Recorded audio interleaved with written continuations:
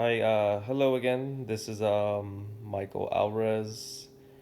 If you wouldn't mind, is it fine if I start asking some of the questions to conduct our interview? No, that sounds like a good idea. Hello, just to start off, my name is Michael Alvarez. This is Module 3. Conduct the interview with the fellow student. Just for the record, may I ask your name? Oh, hi. Yeah, I'm Lyn Ribisi.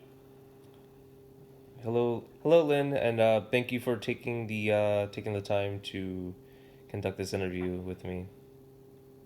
Absolutely.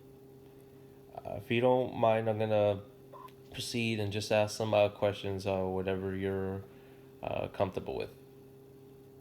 Okay. My first question: do you remember you saying that you were born in New York? Could you tell me what you remember about New York, or how was it like growing up during that time? Sure. Well, New York is my home. It's my heart, and I miss it very much. I'm in California now.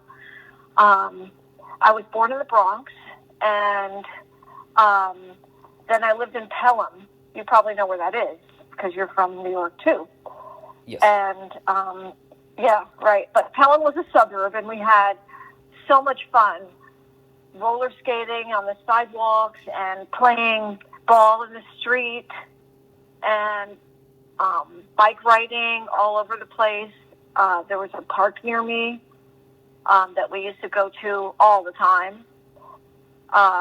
And I really liked it there. I missed it. You know, your childhood home. I know you moved around a lot, so you didn't maybe you weren't attached to a neighborhood as much as I was, and I liked growing up that way.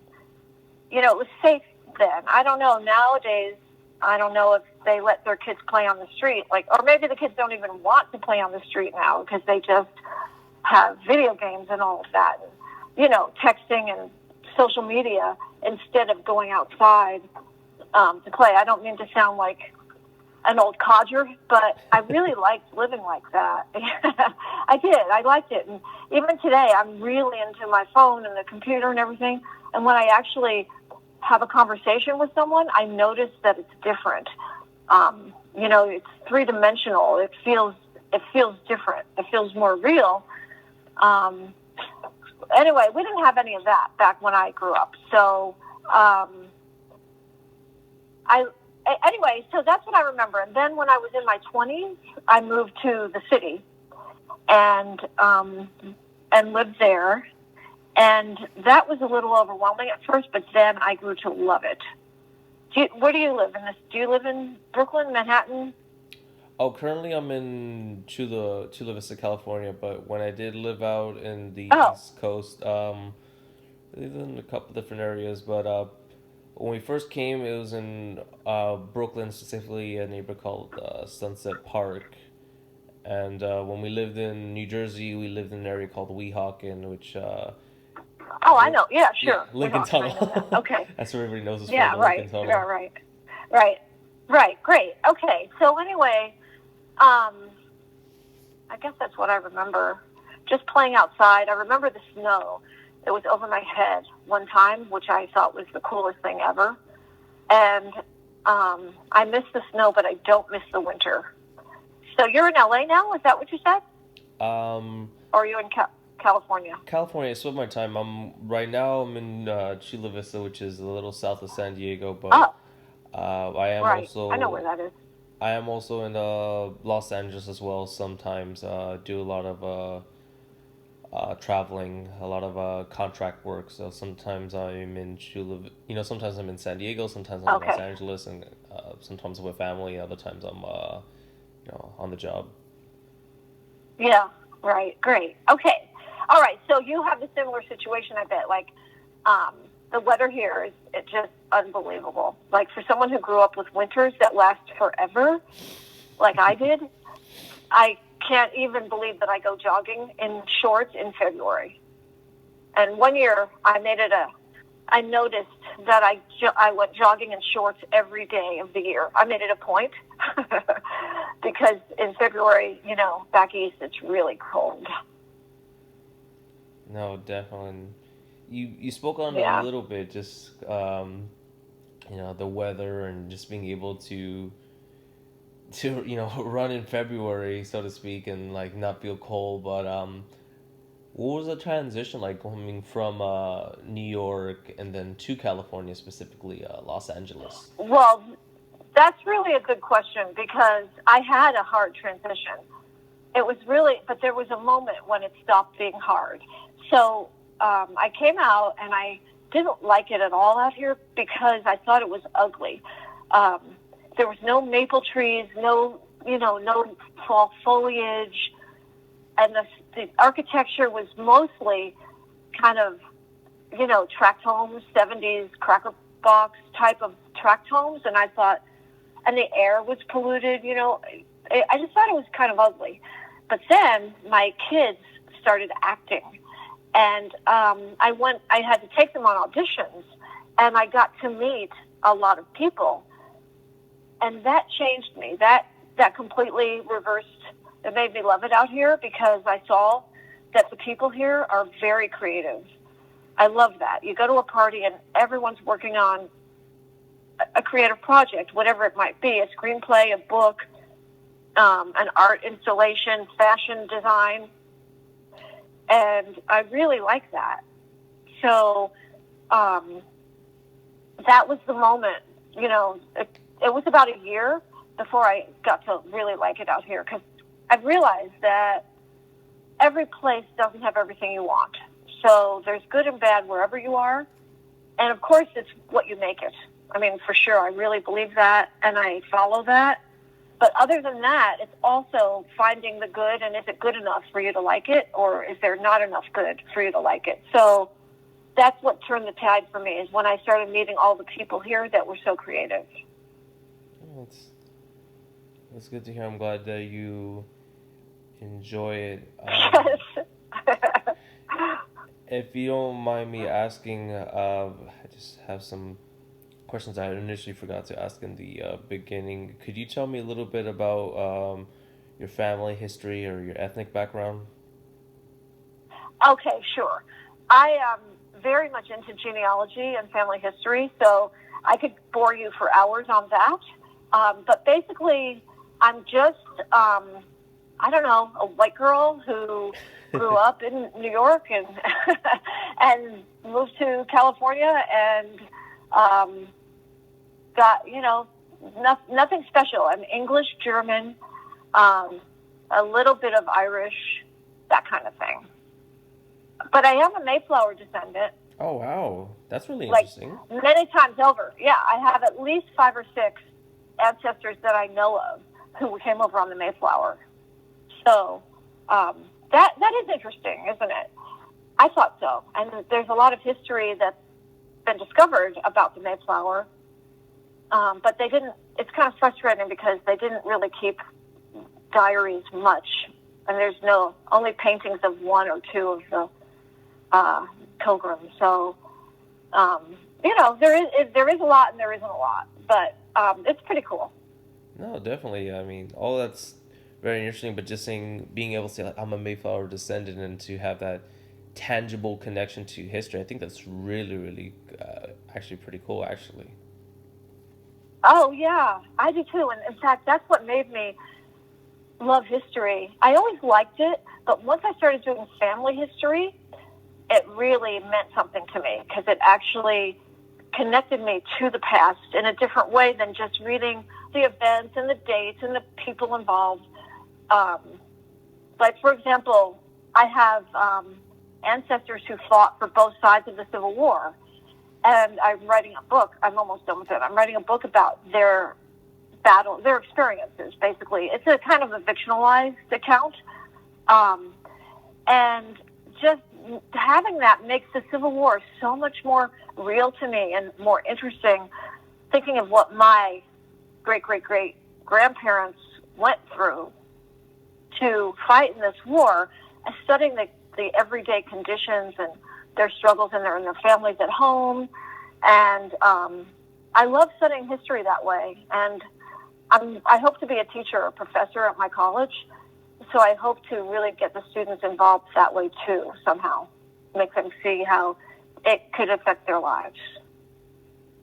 No, definitely. I think that's very admirable, and I hope that does you do become a professor. If you don't mind me asking, was that part of the reason why you chose to enroll at ASU, or I guess kind of like an overarching more question, like why did you choose ASU? Well, that is, yeah, I have to get my master's. So I got my bachelor's online. More than less than half online, but I finished at Southern New Hampshire University, my bachelor's last year. Well, actually, this year in June. And then I looked at ASU. I liked the program a little bit better. Um, I like the format where you have one class at a time. I really like that because it was so hard. I was doing two classes online and one or two in person, plus family and work and everything else. It was really hard. So I really liked the one class where you could just really focus on it. So, and it had a really good reputation as well. So that's why I picked ASU. I knew I had to go online because of my schedule. So I thought ASU had a good reputation, and I liked the program, and I liked the format. So that's why I chose it. Oh, it's definitely good to hear, and definitely hear you on the online aspect of at least being able to like balance schoolwork and life. Yeah, it's not like I don't know how old you are, but I know much younger than I am. But it's not like when you're a student and that's all you have to do, or maybe you have a little part-time job in the canteen or something. When you're 19 or something, it's a little trickier, but you care so much more when you're a returning student. I find because you want to do it, not that you have to do it or it's expected of you. I mean, you sound really really smart and passionate, as I said before, about your studies too.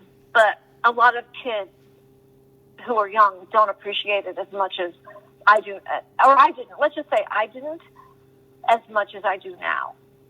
So I work really hard at school. That's no, I could definitely hear when you talk about some of your different projects. You mentioned Civil War project and your family history. If you don't mind me asking, could you tell me more about some of the projects that you have ongoing, or some of the projects that you Sure. wish to do? Yeah, well, I mean, I really like research, and family history is mostly research. But then, if you research and just keep it to yourself on your computer, it doesn't benefit anyone. So, I decided I would write books and publish what I knew. And then I also knew that I hated historical accounts of names, dates, events, facts, really dry. And I thought, if I write like that, no one's going to read them. And, it's really written mostly for my family, really. And so I tried to make it a story, like that Civil War book. I made a story of each of their lives. And the guy who fought for the North, he left his wife, who was sick with tuberculosis, in New York City to go fight for the Union. And I think he probably did it for the bonus, the sign-on bonus that you have, that they gave you.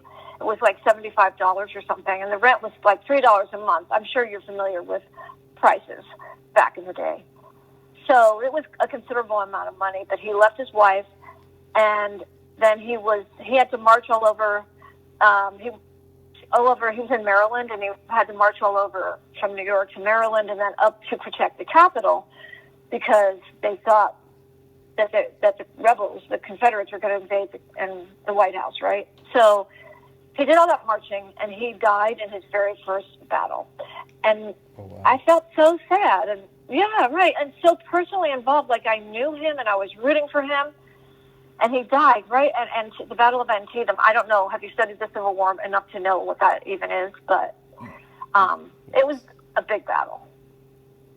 It Very, was very bloody battle. yeah, the bloodiest battle in American history. So still, and I think 35,000 people were killed in that one day or something like that. And so, anyway, he was one of them, and he was killed by friendly fire. So, see, all this stuff I researched, and it's fascinating to me, and how it happened, and how he waited for the battle to begin, and when his regiment marched into the battle, and then he was killed right there, with his right next to his cousin. He enrolled with his cousin George, right? They were from Peekskill. I'm sure you know where that is in New York. So in Westchester County, and they both went in together. So anyway, so I wrote it as a story. That he went in first. He lied about his age so he could get in, and then he recruited his cousin who came, and they were both killed that same day. So I wrote about that and how the father went to pick up the body on the battlefield, and there's pictures online of the battlefield and the embalmer. So I kind of, drew words, if you will, from those pictures and the accounts and I was able to research. I read a whole bunch of books about the battle. So the question was, why, what have I done? So I wanted to make it a readable story so that it would be enjoyable. And then the guy from the South was from Texas, and he, that's really interesting. Texas history is really interesting. They didn't really want to secede, and the governor gave this whole really cute speech about how the South will never win because they're fiery, and the North is patient because they grew up in a cold climate, and he didn't advise them to secede, but then he was ousted, and then they did. Anyway, so those are my two stories. And I've written other books about other ancestors too, but I don't think you need me to go on and on about that. Oh, thank you. Let's see. I don't want to take up too much of your time. If you don't mind, is if I ask a question that's more, given the Civil War and literally the bloodiest battle, is if it's fine if I ask a question that's lighter in nature? Sure. Yeah. Let's do that. Okay. If you don't mind me asking, do you have any pets or extracurriculars that you're involved in the community that they're really happy about? Well, my activities, my main activity is being a TA, a teacher's assistant, and teaching, tutoring. It's kind of a little elective class that they can come for extra help, at no charge to the students. So I look at it as practice for when I'm going to teach. So, I prepare for that. It's a lot. It's like teaching a class. It's only an hour instead of an hour and 45 minutes, but, and it's only once a week instead of twice a week. But I figure it gives me, practice teaching. So I'm really involved with that. And I'm not political at all, so I'm not really involved in that. But I'm really concerned about the environment. So I do go, there's certain things that happen, like there's a landfill issue, so I help with that. I guess that's really it. I'm just really involved with my school. Yeah, that's pretty much it, I think. Okay, perfect. I don't want to take up too much more of your time. That's all the questions I have. Do you have any questions for myself or anything else? Not really. I mean, it's really hard to cover a life in 15 minutes, right? No, it's definitely it's almost like a snapshot. Right. You just kind of pick a subject and go down that road. But no, it was fine. It's, if you have any more questions or follow up, just let me know. But that was great. You did a great job, I thought. Thank you. And I just wanted to thank you for taking the time and being as forthcoming as possible with the questions. Great. You're welcome. Yeah, and I'll talk to you soon. Talk to you soon. Thank you. Okay. Bye.